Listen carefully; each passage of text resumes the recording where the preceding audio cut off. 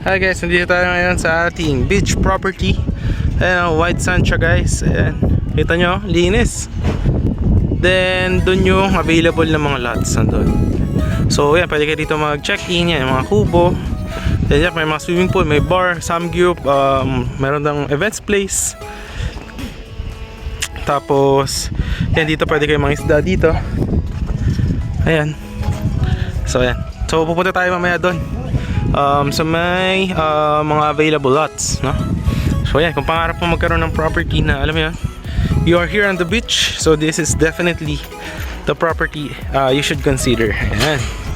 So ayan, white sand siya guys. Ayan. Alright. Then dun yung access. Ayan. Gagawin yan para sa mga lot owners, no? Dito guys yung CR. Ayan, no? So may mga bathrooms dyan para sa cleanliness ng ating beach. Ayan, dun. Meron din tayo rito ang campsite. Ayan. So ito yung mga CR. Ayan o, kita nyo. Ayan, may mga toilet tsaka mga shower. Ayan. So andyan siya. So yung access, doon kasi is sa resort yan, no? But yung mga owners, ayan, dito yung access nyo papunta sa inyong property. Ayan. So ito yung going to the beach. Ito na siya guys. Undergoing construction. Ayan. So doon yung magiging guardhouse. Over there. Alright. So yan, dito yung mga available lots natin, pre-selling, undergoing construction. Then dun yung papunta sa may beach. Ayun na, tanong mo na yung beach dun. Dun yung access, alright. So papakita ko later on sa ating drone shot, no? And then actually may mga nagpapagawa na ng house dito. Ayan, makita nyo yan dito sa may phase 1, no? So any house design guys. Alright. So minimum cut natin is 150 square meter. Ayan. So for you that's remaining na lamang. So ito yung napapagawa na ng house. Ayan o. Ayan. Ayan. So ganda na guys. Alright. Doon yung guard house. Ito resort, pwede kayong mag-check-in. May mga pool. Ito na yung ginagawang house na isa. Ayan. So ito yung kalsada. Ayan ha. So yung mga available lots natin is yun nandun, pre-selling siya. So gagawin pa yan ng mga daan. Alright. Tapos yun natin yung isang house dito. Ayan. Alright, yan ginagawa na guys. Yun, maganda din yung house na yun, no?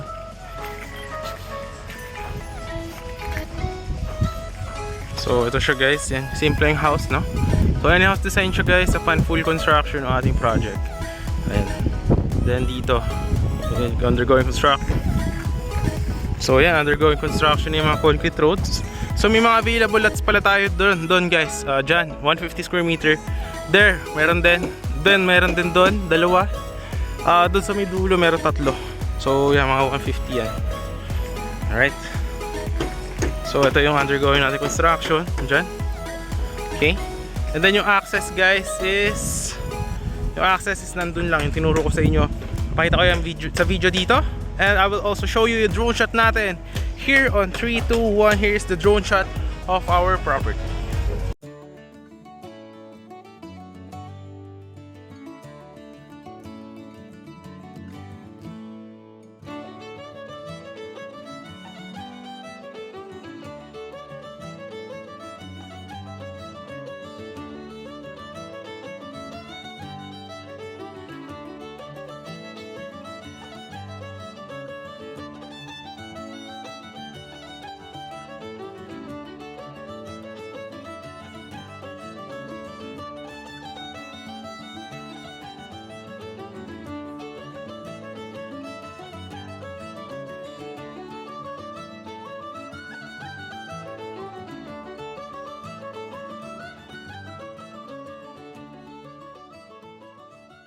Yun guys, nakita nyo naman yung drone shot ng ating project. So ayun na mismo yung beach, pwede mo siya lakarin. And this one is good for future, for Airbnb potential income, no?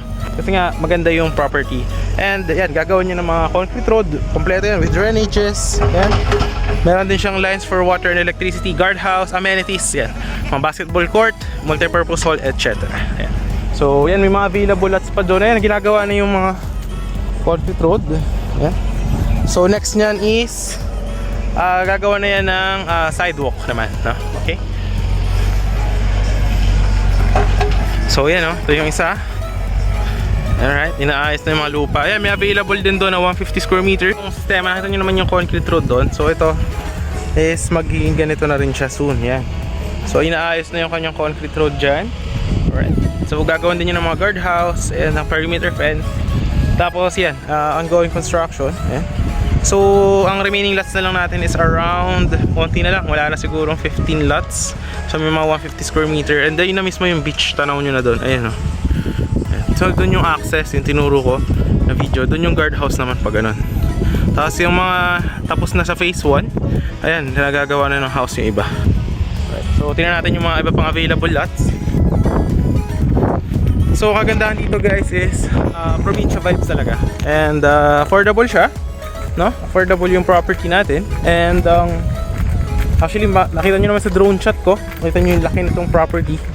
Talagang ano siya, secured dahil magkakaroon siya ng security. And affordable, syempre. Yun yung pinaka maganda dito, as affordable siya. So ayan, ginagawa yung ating kalsada. Medyo basa pa. Tapos lalagyan pa yan dyan ng sidewalk. Ayan, dyan. Ayan dyan ang sidewalk. Alright.